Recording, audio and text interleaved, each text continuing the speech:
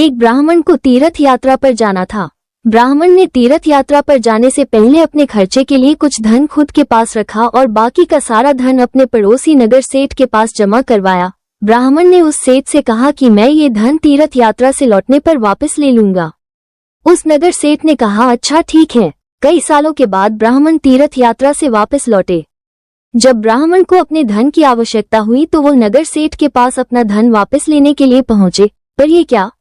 नगर सेठ ने धन वापस करने से इनकार कर दिया और कहा कि अगर तुमने मेरे पास धन जमा करवाया है तो उसका प्रमाण दिखाओ।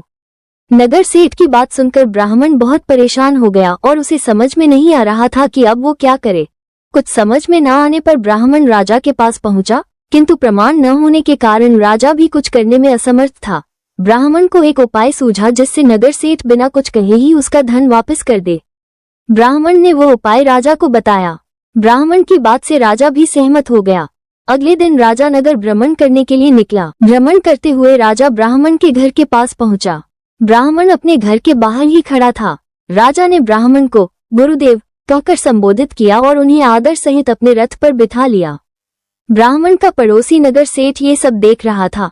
अब नगर सेठ सोचने लगा कि राजा तो ब्राह्मण का बहुत आदर सम्मान करता है। अगर ब्राह्मण ने राजा को मेरी शिकायत कर दी तो मुझे दंड मिल सकता है। इस दंड से बचने के लिए यही सही होगा कि मैं ब्राह्मण का धन उसे वापस लौटा दूं। अगले दिन नगर सेठ ब्राह्मण के घर पहुंचा और क्षमा मांगते हुए सम्मान सहित उसका सारा धन वापस लौटा दिया। ब्राह्मण ने जैसा सोचा था बिल्कुल वैसा ही हुआ और उसे उसका धन आसानी से वापस मिल गया। जिंदगी में कई बार ऐसा भी होता है कि आपके पास अपनी सच्चाई का सबूत नहीं होता है। ऐसी परिस्थितियों में काम निकालने के लिए सीधेपन की राह को छोड़कर चतुराई का मार्ग अपनाना बहुत ज्यादा जरूरी होता है।